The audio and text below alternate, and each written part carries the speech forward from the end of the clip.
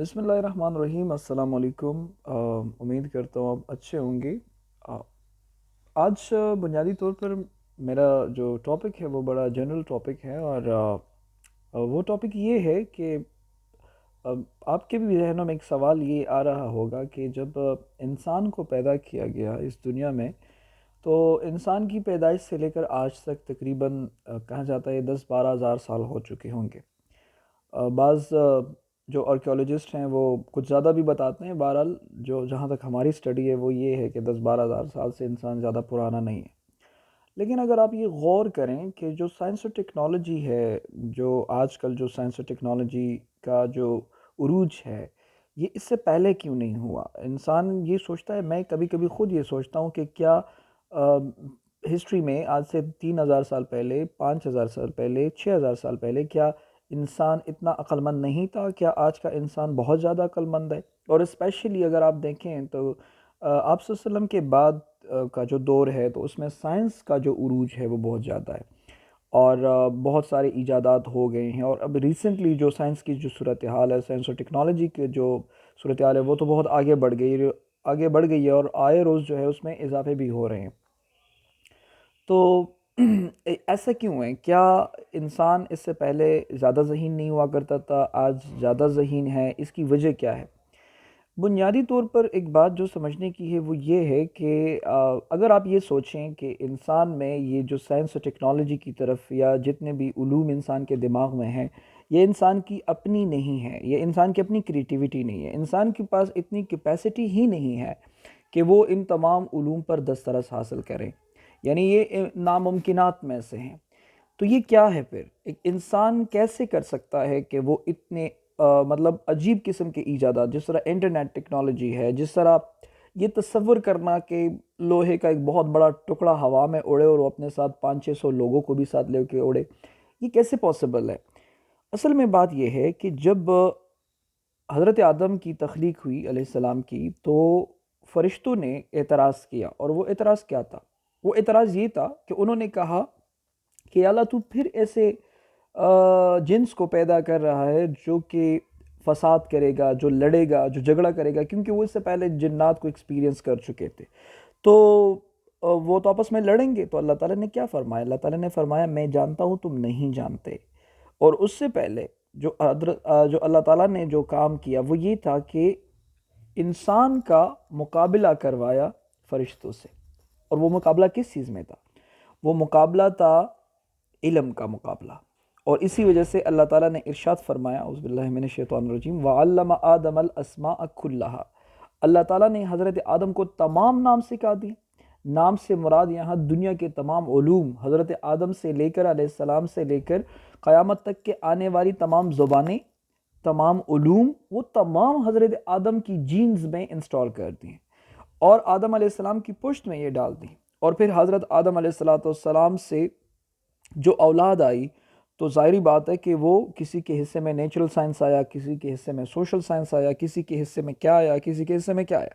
تو یہ وہ اللہ تعالیٰ کی طرف سے ودیت کردہ علم ہے جو حضرت آدم علیہ السلام کی جینز میں اللہ تعالیٰ نے انسٹال کیا تھا۔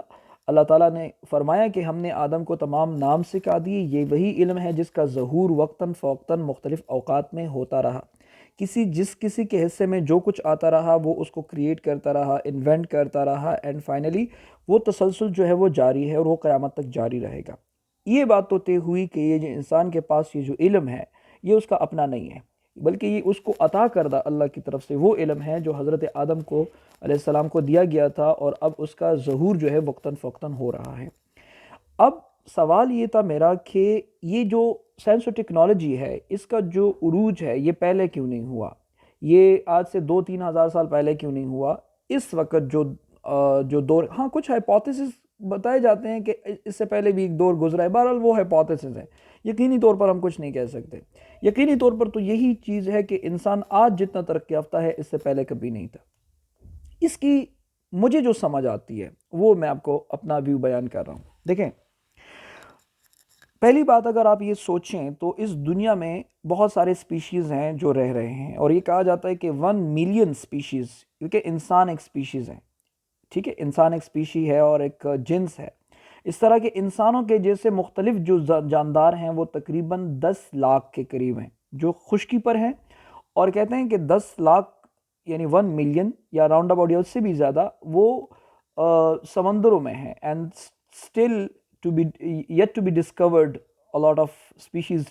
I mean they have to be discovered now yet. تو ابھی تک ان کو ڈسکور کیا جائے گا۔ سوال یہ ہے کہ اگر آپ دیکھیں تو انسان کو اس پلانٹ ارتھ کے لیے پیدا ہی نہیں کیا گیا، اگر آپ غور کریں، یعنی باقی تمام چیزیں ایسی ہیں کہ جس کو اگر آپ دیکھیں تو اس کا اپنے لیے کوئی فائدہ نہیں ہے، بلکہ اس کا تمام فائدہ انسان کے لیے ہے، اور انسان واحد ایسی مخلوق ہے کہ جس کو اگر آپ اسٹڈی کریں تو آپ کو یہ واضح طور پر سمجھ آ جائے گا کہ انسان اس پلانٹ ارتھ کا باشندہ ہی نہیں ہے، اس کا جو پرماننٹ ریزیڈنٹ ہے وہ نہیں ہے۔ اگر آپ دیکھیں تو انسان اگر زیادہ تھوڑی سی گرمی ہو جائے وہ برداشت نہیں کر سکتا، تھوڑی سی سردی ہو جائے وہ برداشت نہیں کر سکتا، اس کو بخار ہو جاتا ہے، انفیکشن ہو جاتا ہے، تھوڑی سی گندی چیز کھائے تو اس کا معدہ خراب ہو جاتا ہے۔ دنیا میں جتنے بھی جاندار ہیں ساری گندی چیزیں کھاتے ہیں، زمین سے کھاتے ہیں، اس کا کوئی مطلب صاف کرنے کے لیے کوئی وہ طریقہ ہی نہیں ہے، لیکن وہ بیمار نہیں ہوتے۔ انسان بیمار ہو جاتا ہے، انسان جو ہے وہ اس دنیا کے ساتھ ایڈجسٹ نہیں ہوا، یعنی اگر انسان کو 12,000 کا تصور کیا جائے، 13,000 کا تصور کیا جائے سال کا، تب بھی انسان اتنے ہزاروں سال سے یہاں پر رہ رہا ہے، لیکن انسان ایڈجسٹ نہیں ہوا۔ تو اس کا مطلب یہ ہوا کہ اس انسان کو زمین کے لیے پیدا نہیں کیا گیا، یہ بات طے ہے، اور یہ سائنٹیفکلی میں بتا رہا ہوں آپ کو۔ اور کس لیے پیدا کیا گیا ہے؟ تو اس کا جواب بھی خالق کائنات نے خود دیا۔ اللہ تعالیٰ نے فرمایا وَمَا خَلَقْتُ الْجِنَّ وَالْإِنسَ إِلَّا لِيَعْبُدُونِ، میں نے انسان اور جنات کو اپنی عبادت کے لیے پیدا کیا۔ اب ظاہری بات ہے جب انسان اور جنات کو عبادت کے لیے پیدا کیا تو اس کے لیے، اس کی ہدایت کے لیے بھی کوئی انتظام کرنا چاہیے تھا، تو اس کی ہدایت کے لیے اللہ تعالیٰ نے انبیاء بھیجے، اور آپ کو جس طرح معلوم ہے کہ کم و بیش 1,24,000 انبیاء کرام اور رسول جو ہے وہ اس کی ہدایت کے لیے دنیا میں تشریف لائیں۔ محمد صلی اللہ علیہ وسلم تک طریقہ کار یہ تھا کہ ایک ایک علاقے کے لیے ایک ایک نبی ہوا کرتا تھا، بعض دفعہ تو ایک ایک وقت میں لا تعداد انبیاء جو تھے وہ ہوا کرتے تھے۔ اگر آپ دیکھیں تو حضرت موسیٰ علیہ السلام کے بھائی جو ہے حضرت ہارون، وہ بھی نبی تھے، ساتھ میں تھے۔ حضرت ابراہیم علیہ السلام دیکھیں وہ نبی ہیں، ان کے بیٹے اسحاق علیہ السلام نبی ہیں، ان کے بیٹے اسماعیل علیہ السلام نبی ہیں، پھر ان کے اسحاق علیہ السلام کے بیٹے حضرت یعقوب علیہ السلام نبی ہیں، پھر ان کا بیٹا حضرت یوسف علیہ السلام نبی ہیں۔ ایک وقت میں یوسف علیہ السلام حضرت ابراہیم علیہ السلام کے چچا زاد بھائی لوط علیہ السلام نبی تھے، اور ایک ہی وقت میں تھے۔ اگر آپ دیکھیں اس میں کوئی فاصلہ نہیں تھا، بعض تو ایک ہی وقت میں تھے۔ بنی اسرائیل میں سینکڑوں کی تعداد میں انبیاء ہوتے تھے جو ایک ہی وقت میں مختلف علاقوں میں اپنی ڈیوٹیاں سر انجام دیتے تھے۔ لیکن حضرت محمد صلی اللہ علیہ وسلم کے بعد چونکہ وہ آپ صلی اللہ علیہ وسلم آخری نبی ہیں اور آخری نبی کے طور پر وہ مبعوث ہوئے، تو لہٰذا قیامت تک کوئی نبی نہیں آنے والا تھا۔ اب قیامت تک کے لوگوں کے لیے ہدایت کا جو طریقہ ہے وہ آپ صلی اللہ علیہ وسلم کا دین، مذہب اسلام ہی ہے، اور چونکہ ان کا پیغام جو ہے وہ دنیا کے کونے کونے تک پہنچانا ہے، اور اس پہنچانے کے لیے اللہ تعالیٰ نے جہاں مسلمان امت کو یہ ذمہ داری سونپی ہے وہاں پر سائنس و ٹیکنالوجی کا وہ علم، میں نے جس طرح کہا کہ وہ حضرت آدم علیہ السلام میں پہلے سے ودیت کردہ وہ علم ہے، وہ انسٹال کیا گیا تھا۔ اس کو ایک وقت کے لیے، ایک معین مدت کے لیے، ایک مقررہ مدت کے لیے اس کو ریزرو رکھا تھا، اور تب جا کر آپ صلی اللہ علیہ وسلم کے بعد یہ مختلف لوگوں نے اس کے حوالے سے کام کیا، اور یہ سائنس و ٹیکنالوجی اور یہ جو کمیونیکیشن کا ایک سورس ہے وہ انٹرنیٹ کی شکل میں اور سوشل میڈیا کی شکل میں اور مختلف چیزوں کی شکل میں ہمارے پاس آ گیا، تاکہ اس کا مقصد کیا ہے؟ اس کا مقصد یہ تھا کہ آپ صلی اللہ علیہ وسلم کا جو علم ہے اور جو دین ہے وہ دنیا کے کونے کونے تک پہنچ جائے، اور کل کو کوئی اللہ کے حضور یہ اتمام حجت کے طور پر یہ نہ کہہ سکے کہ جی ہمیں تو دین کا پیغام نہیں ملا تھا۔ اگر کوئی افریقہ میں رہتا ہے، کوئی کسی دور دراز علاقے میں رہتا ہے، کوئی کسی جزیرے پر رہتا ہے جہاں پر کوئی انسان آتا جاتا نہیں ہے، کوئی کسی پہاڑ کے اوپر رہتا ہے جہاں پر اس سے کسی انسان سے ملاقات نہیں ہوتی، بہرحال انٹرنیٹ تک اس کی ایکسیس ہو سکتی ہے۔ تو جہاں جہاں تک یہ انٹرنیٹ اور یہ ظاہری باتیں پوری دنیا گلوبل ولیج بن چکی ہے اس کے ذریعے سے، تو دین کا جو پیغام ہے، جو محمد صلی اللہ علیہ وسلم کی جو آخری نبوت کا جو پیغام ہے، آخری نبی ہونے کا جو پیغام ہے وہ دنیا کے کونے کونے تک پہنچ جائے، اور کسی کے لیے اتمام حجت نہ ہو کہ مجھے دین کا پیغام نہیں ملا. یہ اس کا ایک وجہ ہے جو ہمیں سمجھ آتی ہے، جو مجھے سمجھ آتی ہے. اور اب ظاہری بات ہے اس کا جو دوسرا رخ یہ ہے کہ بعض لوگ یہ کہتے ہیں کہ جی اس کے تو بڑے بڑے نگیٹو ایفیکٹس بھی ہیں. تو نگیٹو آسپیکٹس ہوتے ہیں، ہر چیز کے ہوتے ہیں. اگر آپ دیکھیں تو دنیا کا کوئی بھی ایسی چیز نہیں ہے کہ اس کا نیگیٹو آسپیکٹ نہ ہو. بہرحال نیگیٹو پازیٹیو دونوں ہوتے ہیں، لیکن میں نے آپ کو وہ پازیٹیو آسپیکٹ بتایا.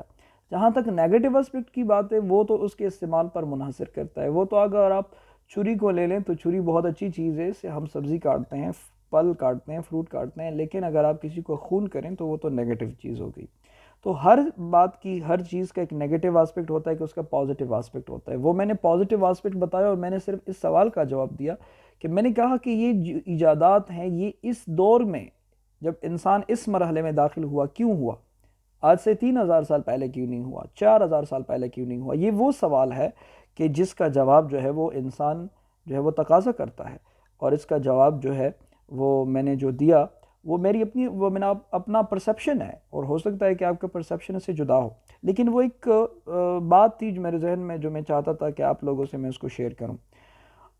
میں نے جس طرح کہا کہ اس کو نیگیٹیولی استعمال کیا جا سکتا ہے، لیکن نیگیٹیو استعمال جو ہے وہ ہر چیز کا ہوتا ہے. بہرحال یہ ایک چھوٹی سی بات تھی، اور جو میرے دماغ میں آئی، اور میں نے سوچا کہ میں اپنے اسٹوڈنٹس کے ساتھ، اپنے دوستوں کے ساتھ، اپنے دیکھنے والوں کے ساتھ اس کو شیئر کروں. اور آپ کا فیڈ بیک بھی مجھے چاہیے ہوگا کہ میری بات سے آپ کس حد تک سہمت ہے، کس حد تک ایگری کرتے ہیں.